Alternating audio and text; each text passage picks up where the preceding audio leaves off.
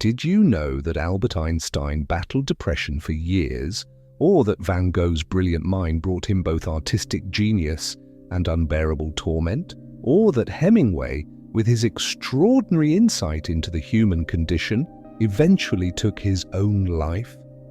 What if the most intelligent minds among us aren't just randomly suffering more? What if their suffering is directly caused by their intelligence?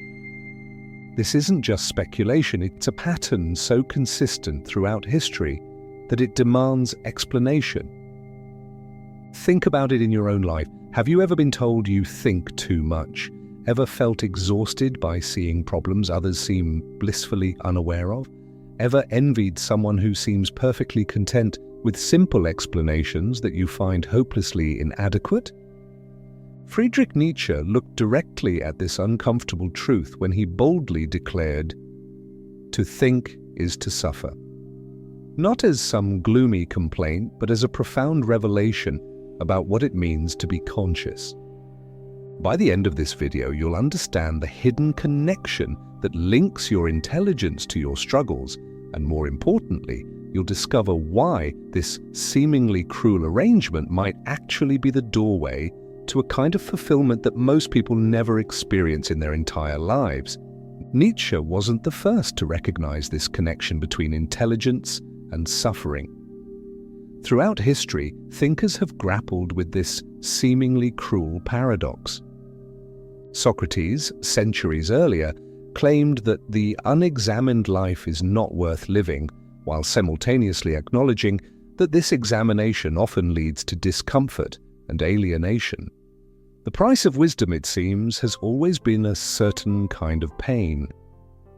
In the 19th century, Schopenhauer, who greatly influenced Nietzsche, compared intelligence to a lamp that illuminates not just what we want to see, but everything around us, including what we might prefer to remain hidden. The brighter the lamp, the more shadows it reveals. Dostoevsky, through his character, Ivan Karamazov, showed us the torment of a brilliant mind that cannot reconcile the existence of suffering with a just world. Ivan's intelligence becomes his curse. He sees too much, understands too deeply, and cannot find comfort in simple answers. What these thinkers recognized was not merely that intelligent people think more, it's that they perceive reality differently. They see the cracks in our social structures, the contradictions in our beliefs, the flaws in our most cherished ideas, and once seen, these things cannot be unseen. Nietzsche took this understanding further. For him, the suffering of the intelligent person wasn't just about seeing problems, it was about standing at the edge of meaning itself. In his words, "He who has a why to live for can bear almost any how." The intelligent person often struggles precisely because they see through the whys that satisfy others. Our modern world offers a simple narrative about intelligence. It's good, desirable, something to cultivate. We measure it, reward it, build entire systems around developing it. Higher IQ, better education, more knowledge, these are unquestionably positive goals.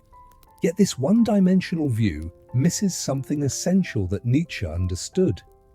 Intelligence and suffering aren't separate forces randomly correlated. They're interconnected aspects of the same capacity, heightened awareness. Consider how we typically approach intelligence today. We see it primarily as problem-solving ability, information processing, or academic achievement. We treat it as a tool for success, for gaining advantage, for controlling our environment. But what if this view is fundamentally incomplete? Nietzsche rejected this instrumental view of intelligence. For him, true intelligence wasn't just about solving external problems, it was about confronting the fundamental questions of existence itself. And these questions don't have simple, comforting answers. The illusion is thinking we can have the benefits of deep awareness without its challenges, that we can see clearly without sometimes being disturbed by what we see, that we can understand the complexity of existence without occasionally feeling lost within it. This illusion creates a peculiar form of suffering for intelligent people. They often feel there must be something wrong with them for not finding contentment where others do. They look at the satisfied majority and wonder, what am I missing? Why can't I just be happy with what satisfies everyone else? The truth is more nuanced. This discomfort isn't a sign of failure, but a natural consequence of seeing beyond comfortable illusions. What if we've been asking the wrong question? Instead of seeing intelligence and suffering as opposing forces, one desirable, one to be avoided, what if they're actually two sides of the same coin? Nietzsche proposed something revolutionary. Suffering isn't just an unfortunate side effect of intelligence, it's an essential component of meaningful existence. In his masterwork, Thus Spoke Zarathustra, he wrote of the necessity of overcoming, of transformation through difficulty. His concept of amor fati, love of fate, including its hardships, points to a deeper unity beyond our usual categories of good and bad experiences. Think of it like this: the capacity that allows you to appreciate beauty deeply, really seeing a sunset, truly hearing music, fully experiencing love arbeit, is the same capacity that lets you feel profound sadness, existential uncertainty, or moral outrage at injustice. You cannot numb one without numbing the other. This is what Nietzsche meant when he said, "To live is to suffer, to survive is to find some meaning in the suffering." Not as a pessimistic surrender to pain, but as recognition that our capacity to suffer is inseparable from our capacity to experience depth and meaning. The intelligent person doesn't suffer because something is wrong with them. They suffer because they're fully awake to reality, both its wonder and its terror. This perspective transforms how we understand the relationship between intelligence and suffering. They aren't accidental companions, but necessary counterparts in the development of what Nietzsche called the higher man, one who doesn't simply avoid pain or seek pleasure, but who integrates all experiences into a meaningful whole. Consider someone who deeply understands complex systems, whether in nature, society, or human psychology. They'll inevitably see both the beauty of these systems and their fragility, their potential for breakdown, their inherent contradictions. This simultaneous perception creates a certain tension, a discomfort that less aware individuals don't experience. But this discomfort, Nietzsche argued, is the birthplace of all creativity, all genuine growth, all authentic meaning. How does this understanding change how we approach intelligence and suffering in our daily lives? First, it invites a radical acceptance. If you're someone who thinks deeply and sometimes suffers because of it, if you find yourself overwhelmed by awareness of complexity, uncertainty, or the pain in the world, recognize this as the natural companion to your perceptiveness, not as something to be fixed. As Nietzsche wrote, "What doesn't kill me makes me stronger." But we often misinterpret this. He didn't mean that suffering itself makes you stronger, but that the integration of suffering into your understanding creates resilience. Let me offer 3 practical approaches drawn from Nietzsche's philosophy. First, creative transformation. Nietzsche believed in transforming suffering through creative expression. When awareness brings pain, whether personal insight or perception of larger problems, channel it into creation. Write, make art, build solutions, reimagine systems. The intelligent mind that perceives problems is also equipped to envision alternatives. The trap many intelligent people fall into is endless analysis without creation. Nietzsche would say, don't just see what's wrong, use that seeing to make something new. Second, perspective shifting. Develop what Nietzsche called the perspective of perspectives, the ability to view life from multiple angles. When suffering arises from seeing difficult truths, practice seeing those same truths from different viewpoints. not to deny reality, but to understand its fullness. For example, the same intelligence that shows you the meaninglessness of certain social conventions can also reveal the practical value these conventions hold for human connection. Both perspectives contain truth. Third, embracing becoming. Nietzsche rejected fixed identities in favor of ongoing transformation, what he called becoming. Rather than seeing yourself as someone who is intelligent or is suffering, recognize these as temporary states in an ongoing process, and this shift alone can provide relief from the burden of intelligence. You're not permanently trapped in awareness. You're moving through different states of consciousness, each with its own value. These approaches don't eliminate the connection between intelligence and suffering. Instead, they transform suffering from a problem to be solved into a resource for deeper living. The true breakthrough in understanding intelligence and suffering comes when we recognize something counterintuitive.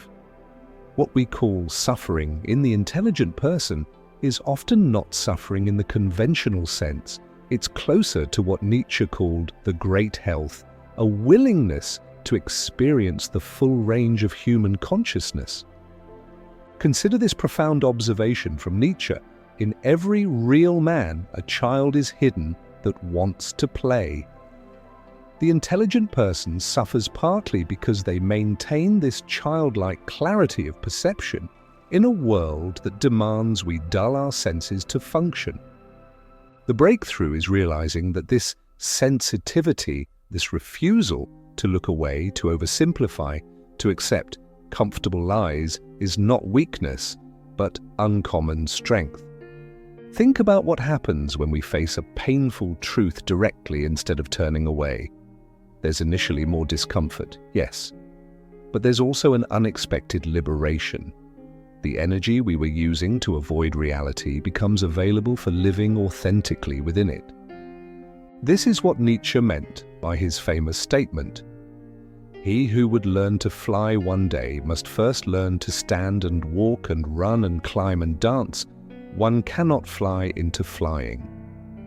The suffering that comes with intelligence is part of learning to fly. It's the necessary resistance that builds the strength to transcend ordinary limitations of perception and meaning. This offers a completely different frame for understanding why intelligent people suffer more. It's not because something is wrong. It's because they're engaged in the difficult work of expanding human consciousness, starting with their own. When you feel the weight of awareness, when you see problems others don't, when you question what others accept, when you feel alienated by your own perceptions, you're not failing at happiness. You're succeeding at the deeper work of authentic existence. This is the breakthrough Nietzsche offers. Suffering transformed through understanding becomes not something merely to endure, but the very forge in which we create meaning and value.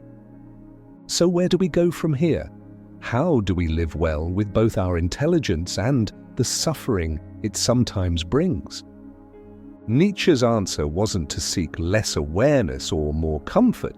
It was to become equal to our perceptions, to develop what he called the will to power, not as domination over others, but as mastery of our own experience.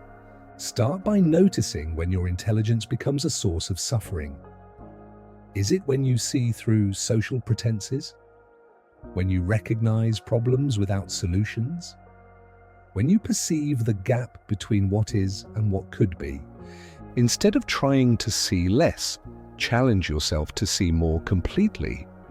Often, suffering comes not from seeing too much, but from seeing only part of the picture.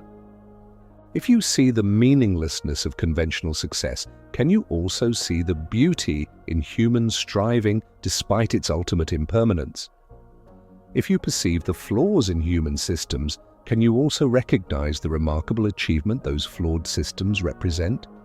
Nietzsche called this dancing over the abyss, maintaining full awareness of reality's depths while responding with creative affirmation rather than despair. Remember his wisdom. You must have chaos within you to give birth to a dancing star. The very sensitivity that makes you suffer more can become your greatest creative resource. This is the personal transformation intelligence makes possible, not an escape from suffering, but its integration into a life of extraordinary depth and meaning. Your intelligence isn't a curse that dooms you to suffer. It's a capacity that allows you to experience life with unusual clarity. And while that clarity sometimes brings pain, it also offers access to forms of joy, understanding, and creative power unavailable to those who see less deeply. In Nietzsche's powerful words, the higher we soar, the smaller we appear to those who cannot fly. The journey of the intelligent person is not an easy one, but it offers the possibility of a life lived not merely on the surface of experience, but in its depths. And perhaps that's worth the price of occasional suffering.